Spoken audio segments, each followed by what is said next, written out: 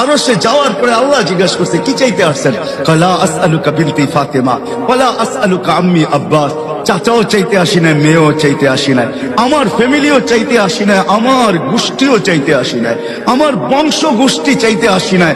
আসআলুকা উম্মতি, আমি উম্মত চাইতে আসছি। এইখানে উম্মত তার লজিক দিতেছেন, যুক্তি দিতেছেন। আনতা রব্বুল করিম আনা নবিয়্যুর রহিম। আপনি রব্বে করিম আগে, আমি নবী রহিম পিছে।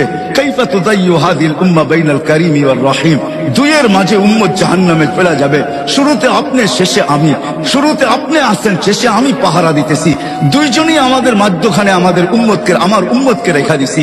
এই দুইয়ের মাঝে উম্মত জাহান্নামে চলে যাবে, আমি মনকে বুঝাইতে পারবো না। নবীকে পাওয়া যদি সহজ না হইতো তাহলে নবী এই কথা কোনোদিন বলতেন না। তো আল্লাহ গ্যারান্টি দিতেছেন, কাসসামতুল কিয়ামাতা কিসমাইন, কিয়ামতকে আমি দুই ভাগে ভাগ করছি। আমি জানি আনতা তাকুলু উম্মতি, আমি জানি ১৬ লক্ষ নবী, ৩১২ জন রাসূল।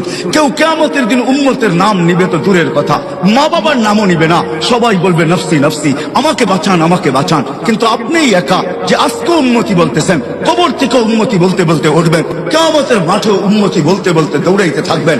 বিদায় কিয়ামতের বাদশা আপনাকে আমি বানায়া দিলাম। আনা মালিক ইয়াউমিদ্দিন, আমি কিয়ামতের মালিক বটে। আনতা সাহিবা ইয়াউমিদ্দিন, আপনি কিয়ামতের মাঠের বাদশা। কিয়ামত আপনার আর আমার মাঝে ভাগ।